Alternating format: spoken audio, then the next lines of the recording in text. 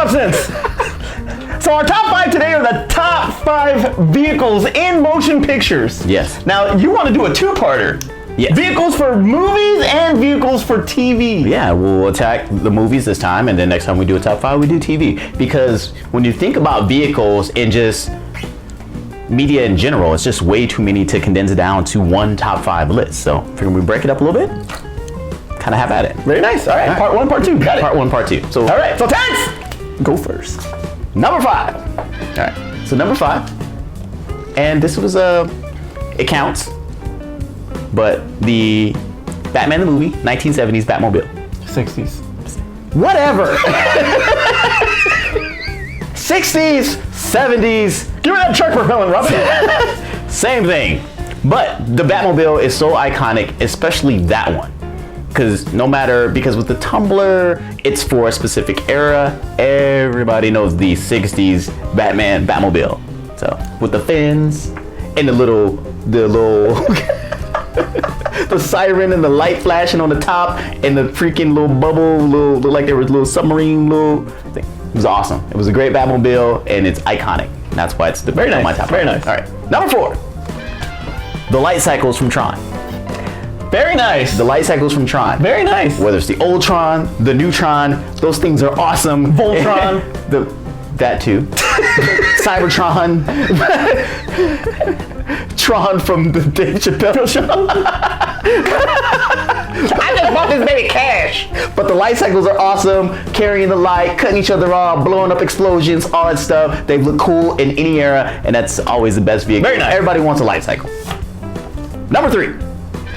Ecto-1 from Ghostbusters. Cool. The car that made no sense. It was a hearse. The hearse. They had all that extra room for stuff, and I never really saw how it was used, but you believe that it had a function besides carrying dead bodies. And the ghost, it makes sense now. I didn't get it then, but now I got it. Okay, but the original or the ladies Ecto-1? That doesn't exist.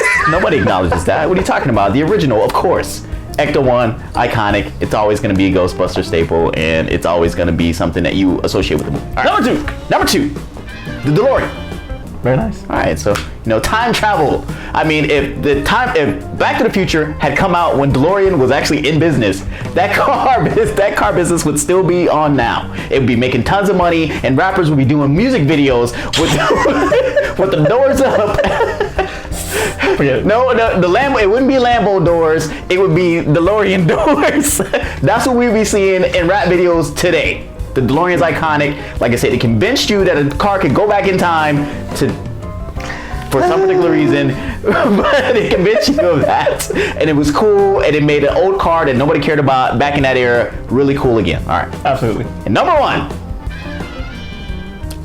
Optimus Prime. Optimus Prime is your number 1. He's a vehicle, dang it. Wow. And a robot. Wow. And that's what makes it cool. In disguise. In disguise. And that's what makes it cool, because not only is he a vehicle, but he is a freaking robot. Wow. He's a robot that teaches you life lessons, that, destroys stuff, that has friends that are humans, and talks. About Cybertron. And Tron from Dave Chappelle. But that's my top 5. That's my top 5. Beat that. All right. My number 5 is Stephen King's Christine. Good. 1958 Plymouth Fury. Freaking candy apple red. Exactly. And it never dies. It never dies.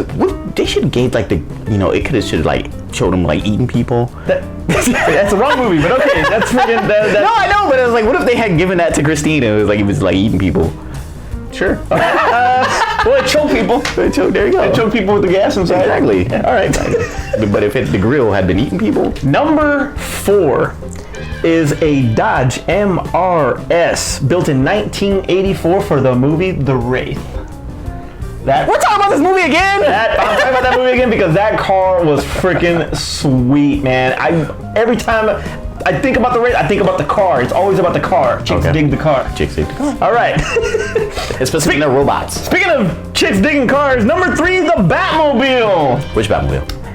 Tim Burton's, Michael Keaton's Batmobile. I was on a toss-up. That one got machine guns on the sides. You got a freaking Killer Batman, and yet we give Ben Affleck crap. I mean, you going back to Killer Batman and Tim Burton's. That was still a freaking awesome. Well, he used it to open up the gate from Access Chemicals. Remember? Yeah. So yeah. That was actually, that was really cool. That when Batman it was awesome. I'm giving it crap, but it was an awesome Batmobile. And then it also ejected in part 2, and it turned into the freaking Batpod too. Remember? Yeah, so it was freaking sweet. Just that's where it got. And it had the bat armor and stuff that came off. Yeah, that's where you get the tumbler. That's where you get the tumbler. You get the little homage to that old one because it did the same thing. So yeah, that's my number 3. My number 2 is also the DeLorean. I mean, that's Doc Brown, man. Exactly. Flux capacitor. The flux capacitor. 1.21 gigawatt. The most made up science ever. And we believed it because we thought that car was cool. Yeah, it's to this day. To this day. Freaking amazing. Number 1. I don't know if I would go back in time though. I want to see my young self. I know that. Really? Well, just to smack me in the back of the head. But you do a biff, It's like you sound stupid when you say it like that. Make like a tree and get out of here. All right. Number 1 is the Millennium Falcon. Millennium Falcon. The Millennium Falcon is the most iconic freaking. Did the Kessel Run in 12 parsecs or whatever the hell it was. By the way, we have a Star Wars show. It's amazing. That's like the most iconic vehicle like in all of cinema. It is. I cannot believe you picked Optimus over that. I would still pick Optimus. That's a thing. Give me your honorable mention, sir. Oh man, there's so many. By the way, honorable mention is the Falcon.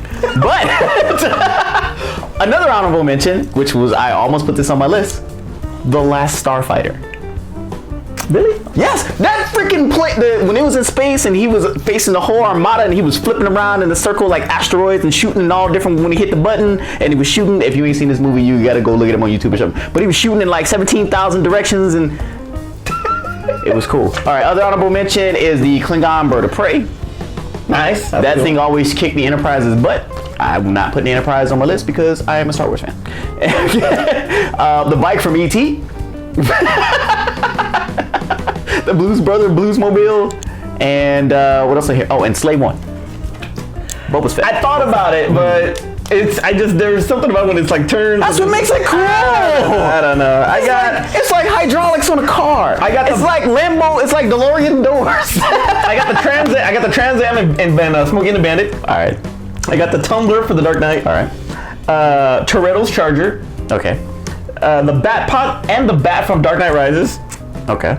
Ecto 1 also. All right. The Bluesmobile, I got that one too. The X-Wing. All right. Kylo's Shuttle. Ooh. But I didn't see enough on screen. That's the only It looked good though. Yeah. Mudo. I mean, landing and taking off, it looked good, but that's all it did.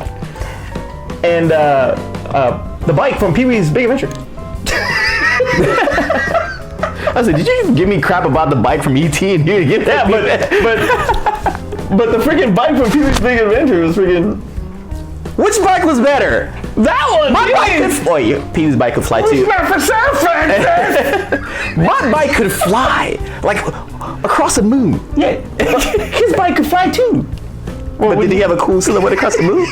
I don't think he did. Did he have an alien in the basket? I don't think he did. Did he avoid like police gunfire to get away through the forest? Did he steal your heart? And you know what? And this is one of my favorites actually. And I was like really, really coming close to putting it on my top 5. Mm-hmm. And I didn't want to have 2 Stephen King things in there, but the Goblin rig from Maximum Overdrive is like one of my favorite vehicles that I don't remember ever. It's freaking awesome. It's a big rig. Big old goblin in the front, like from Spider-Man. Big old goblin in the front. It's just freaking amazing. Did it have teeth? Did it eat people? No, but the eyes grew red because it was alive. That's when all of the machines were alive, and it was freaking awesome. That's just like one of my favorites. That's really cool. So stay tuned for next week when we're actually going to do our top 5 on TV. Ooh, just wait. I got some good ones. Terrence, go take us home. All right, so as always, we make sure when we do these top 5s, we want your interaction. So please put your top 5 movie vehicles. It's not limited to cars, planes, whatever you feel, Trains, or automobiles. The only thing that qualifies is that it must be a mode of transportation. That's the only thing. In a movie. In a movie for this particular top 5. Next one will be TV. Next one we do TV. You can tell us all about the stuff that you loved in TV, but make sure you put it down below. Let us know what you thought about our top 5, and make sure if you have any differences, like I said, just put them down. 5, 4, 3, 2, 1, and we'll go from there. And always make sure you subscribe so that way you can see future videos that we put out, especially our TV one that's coming. Yeah, see us put out. Always. For Aspen in the back, I'm Manny. I'm Terrence. And that was The Goods. You asked for it. Enchantress dance. Hurry up. What am I doing? Really? You said sit down. Well, come a little closer here. Come on. Maybe that should be our tagline. The Goods. All flash, no substance. No substance. Hold on. I'm